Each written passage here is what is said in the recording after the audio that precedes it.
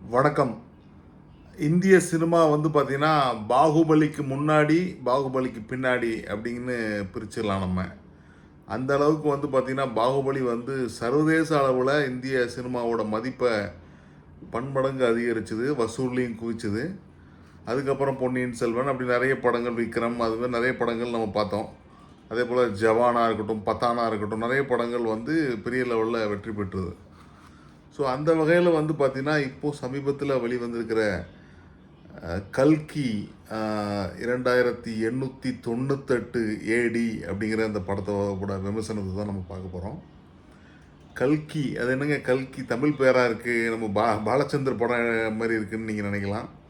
இது வந்து பார்த்திங்கன்னா பியூர்லி ஹிந்து மித்தாலஜி. அதாவது கல்கி அவதாரம், விஷ்ணுவோட 10 அவதாரங்களில் கல்கி அவதாரம் வந்து ரொம்ப முக்கியமானது. எப்போ கலியுகம் தோன்றுதோ அப்போ கல்கி அவதாரம் எடுப்பார் அப்படிங்கிறது ஐதீகம் சொல்கிறாங்க. எப்படி நம்ம நரசிம்ம அவதாரம், கிருஷ்ணன் அவதாரம் அப்படின்னு நிறைய அவதாரங்கள் இருக்கும், அதுமாரி கல்கி அவதாரமும் இருக்குது. ஸோ அதை பேஸ் பண்ணி மகாபாரதத்தில் ஆரம்பிக்குது இந்த கதை. மகாபாரதத்தில் குருஷேத்திர போர் நடக்கும்போது ஆரம்பிக்கிற அந்த கதை. ஸோ எப்படி வந்து நம்ம இப்போ 2024 இருக்கோம், 2898 வரைக்கும் எப்படி போகுது அப்படிங்கிற ஒரு கற்பனை கதை தான் அந்த படம். ஸோ வெகு இந்த படத்தை முதல்ல அவருக்கு டைரக்டருக்கு நம்ம ஹேட்ஸ் ஆஃப் சொல்லணும்.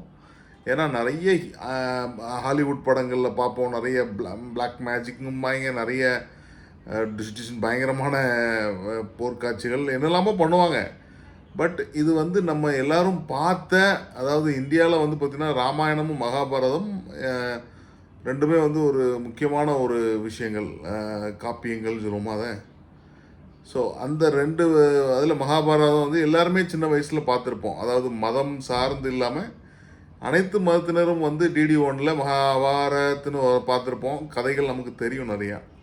ஸோ அந்த கதையை தழுவி இவ்வளோ ஒரு அருமையான ஒரு பிரம்மாண்ட பொருள் செலவில் எடுத்ததுக்காண்டியே நம்ம நாக் அஸ்வினை வந்து நம்ம பாராட்டலாம். ஏறக்குறைய 600 கோடி, அதாவது இந்தியாவோட அதிகமான பட்ஜெட் ஃபில்ம் இதுதான் இப்போதைக்கு. முதல்ல வந்து அவங்க ப்ராஜெக்ட் கே அப்படிங்கிற ஒரு பேரில் தான் இதை ஆரம்பித்தாங்க. அதுக்கப்புறம் ஆரம்பித்து கொஞ்ச நாள் அமிதாப் பச்சனை வச்சு ஆரம்பித்து எல்லாம் பண்ணாங்க. அப்புறம் கொஞ்ச நாள் கழிச்சு கமல்ஹாசன் சேர்றாருன்னு சொன்னாங்க. அப்போ ரொம்ப ஹைப் கிரியேட் ஆகிடுச்சு சவுத்துலலாம். ஸோ இதுதான் அந்த படத்தோட விஷ்ணு அவதாரம். நான் சொன்ன மாதிரி அதை வச்சு பண்ணியிருக்காரு. அடுத்த பாசிட்டிவ் இந்த படத்துக்கு அமிதாப் பச்சன். அவர் வந்து பார்த்தீங்கன்னா மனுஷன் 80களில் இருப்பார் வயசு. இன்னமும் வந்து ட்விட்டரில் ஆக்டிவாக இருப்பார், சோஷியல் மீடியாவில் ரொம்ப ஆக்டிவாக இருப்பார். அவர் வந்து பார்த்திங்கன்னா அந்த படத்துக்கு வந்து பெரிய ஒரு வலிமை சேர்த்துருக்காரு, குறிப்பாக இந்த முதல் பாகத்துலன்னு சொல்லணும். அவர் வந்து 2.5 அடி இருப்பார், 6.2ன்னு நினைக்கிறேன். ஆனால் அந்த படத்தில் அவரை வந்து ஒரு 8 ஃபீட்டாக காமிச்சிருப்பாங்க. ஒரு அஜானுபாகவான ஒரு விஸ்வரூபம், ஒரு அவதாரம் எடுத்தால் எப்படி இருக்கும். அதாவது அஸ்வத்தாமன் அப்படிங்கிற ஒரு கேரக்டர் மகாபாரதத்தில் இருக்குது. அவருக்கு வந்து சாவே கிடையாது, ஒவ்வொரு பிரிவிலையும் சாவு இல்லாமையே அது ஒரு சாபம் வாங்கியிருப்பார். ஸோ அது சாவே இல்லாத ஒரு கேரக்டர் தான் அந்த அஸ்வத்தாமன். அதை வந்து ரொம்ப அருமையாக பண்ணியிருப்பார். சில இடத்துல வந்து பாகுபலி கட்டப்பா கூட ஞாபகம் வந்துட்டு போகிறாரு, ஒரு அடிமை மாதிரி இருக்கிறத பார்க்கும்போது.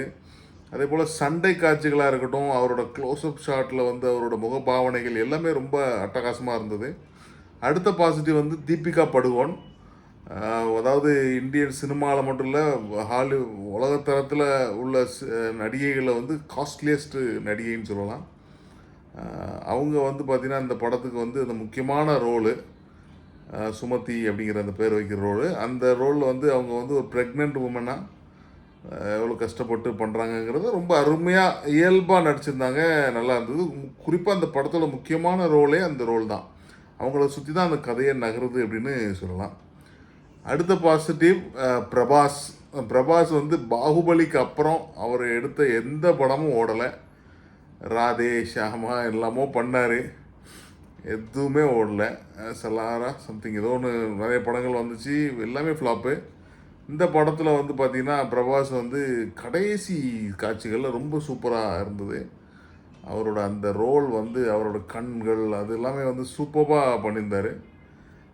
அது வந்து சோம்பேறியான ஒரு ரோலு. அது போக கர்ணனாக வராது, அதுவே பெரிய ஒரு மகாபாரதத்தில் முக்கியமான ரோல் கர்ணன். நான் ரிவீல் பண்ணிட்டேன், பட் ஸ்டில் உண்மையான செமையான ரோல் அது. அடுத்த பாசிட்டிவ் திஷா பட்டானி. அதாவது திஷா பட்டானி வந்து கங்குவா படத்தில் சூர்யாவுக்கு ஜோடியாக நடிச்சிருக்காங்க. பயங்கரமான ஒரு ஸ்டண்ட்ஸ்லாம் பண்ணக்கூடிய ஒரு ஹாலிவுட் தரத்திலான ஒரு நடிகை. அது அந்த படத்தில் நம்ம பார்க்க முடிஞ்சது. ஸ்டண்ட் மட்டும் இல்லாமல் அவங்களோட கிளாமர் சீன்ஸ் எல்லாமே வந்து டிஃப்ரெண்ட்டாக மக்களுக்கு கணுக்கு குளிர்ச்சியாக இருந்தது அப்படின்னு சொல்லலாம். அதே போல் அடுத்த பாசிட்டிவ் வந்து ஷோபனா மேடம். ஷோபனா வந்து உண்மையிலே ஒரு ஒரு எப்படி சொல்கிறது, க்ளோரியஸ் ஆக்ட்ரஸ்ன்னு சொல்லலாம். அவங்க கண் அவ்வளோ பவர்ஃபுல் அண்டு அவங்க டான்ஸ் மூமெண்ட்ஸ் எல்லாமே இருக்கும். இந்த படத்தில் வந்து சின்ன ரோல் தான் இருந்தால் கூட அவங்க பவர்ஃபுல்லான ஆக்டிங்கில் அந்த மெஜஸ்டிக் லுக்கு, அதில் வந்து கம்பீரமாக அந்த முகபாவனையை அப்படி பண்ணுறது வந்து சூப்பராக பண்ணியிருக்காங்க. அதே போல் அந்த இதில் வந்து பார்த்தீங்கன்னா அந்த வண்டி, ஒரு பெரிய வண்டி வரும், அதில் வந்து பசுபதி ஒரு சூப்பர் ரோல் பண்ணியிருக்காரு. எப்படி பேசுகிறது, அவர் கண்ணை உருட்டி பேசுகிறது. அப்புறம் அந்த அண்ணான்னு ஒரு பொண்ணு வரும், மலையாளத்து பொண்ணு, கேரளா பொண்ணு, அதுவும் சூப்பராக ஆக்ட் பண்ணியிருந்தது. குறிப்பாக சொல்லணும், அந்த வண்டின்னு சொன்னோன்னா புஜ்ஜி அப்படிங்கிற ஒரு வண்டி வந்து இந்த படத்துக்கு வந்து பயங்கரமான ஒரு பங்கு ஆற்றிருக்கு. ஆக்சுவலாக மகேந்திரா தான் அவங்க ரெடி பண்ணாங்க. ஆனந்த் மகேந்திரா சொல்லி அதை ரெடி பண்ணி அது பேசுகிற மாதிரி, அது பேசுகிறது வந்து கீர்த்தி சுரேஷ் வாய்ஸ் ஓவர் பண்ணுற மாதிரி பண்ணியிருந்தாங்க. நல்லா இருந்துச்சு அது கூட. அடுத்த பாசிட்டிவ் என்னன்னு பார்த்தீங்கன்னா படத்தோட மியூசிக். நம்ம சந்தோஷ் நாராயணன், என்னடா ரொம்ப நாள் ஆச்சு ஆளை அப்படின்னு பார்த்தோம் ஜிகர்தண்டாக்கு அப்புறம். ஸோ சூப்பர்பான ஒரு ஒரு மெஜஸ்டிக்கான ஒரு மியூசிக்கு கொடுத்துருந்தாருன்னு சொல்லணும். அடுத்த பாசிட்டிவ் வில்லன், மெயின் வில்லனாக இருக்கக்கூடிய, அதாவது சுப்ரீம் யாஷ்கின் அப்படிங்கிற மாதிரி ஒரு ரோலில் வர்ற திரு கமல்ஹாசன். அவர் கடைசி சீனில் தான், படம் முடிஞ்ச பிறகு தான் அவரோட ஒரு வெறித்தனம் தெரியுது. மேபி செகண்ட் பார்ட்டில் பெருசாக இருக்கும்னு நினைக்கிறேன். ஆனால் அந்த அந்த இடத்துல கூட அவரோட ஸ்க்ரீன் ப்ரெசன்ஸ் வந்து பயங்கரமாக இருக்குது.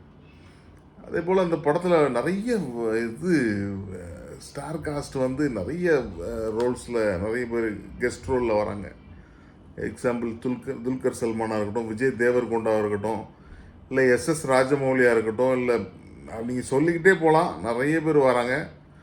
அதுவும் குறிப்பாக எஸ்எஸ் ராஜமௌலி வந்து இவர்கிட்ட பிரபாஸ்கிட்ட பேசும்போது பிரபாஸ் ஐயோ இவர் வந்தாருன்னா 5 வருஷம் என்னைய விடமாட்டார் அப்படின்னு சொல்லி பாகுபலியை கணக்கு வச்சு சொல்லுவாங்க. இவர் வந்து நான் வெயிட் பண்ணு, நான் வரேன், உன்னை 10 வருஷம் வச்சு செய்கிறேன் அப்படின்னு சொல்லிட்டு போகிற மாதிரி ஒரு ரோல் இருக்கும். இப்படியாக நிறைய பொருள் செலவில் நிறைய பேருக்கு இணைஞ்சி எடுத்திருக்க அந்த படம். இது எல்லாமே பாசிட்டிவ். நெகட்டிவ் என்ன இந்த படத்துக்கு அப்படின்னு பார்த்தீங்கன்னா, ஃபஸ்ட் ஆஃப் வந்து பயங்கரமாக ஸ்லோங்க. அதாவது நான்லாம் தூங்கிட்டேன் லிட்டரலாக அப்படின்னு சொல்கிற அளவுக்கு நிறைய லேகு, ஸ்லோவாக இருந்தது. அது கண்டிப்பாக தவிர்த்துருக்கணும். செகண்ட் ஹாஃப் வந்து ஃபஸ்ட் கிளாஸாக இருந்தது. பட்டாசு ஸ்பீடில் போய்கிட்டு கடைசிலாம் வந்து ப்ரீ கிளைமேக்ஸ்லாம் சூப்பராக போச்சு. ஆனால் ஃபஸ்ட் ஹாஃப் வந்து ரொம்ப ரொம்ப ஸ்லோ, அது தவிர்த்துருக்கணும்.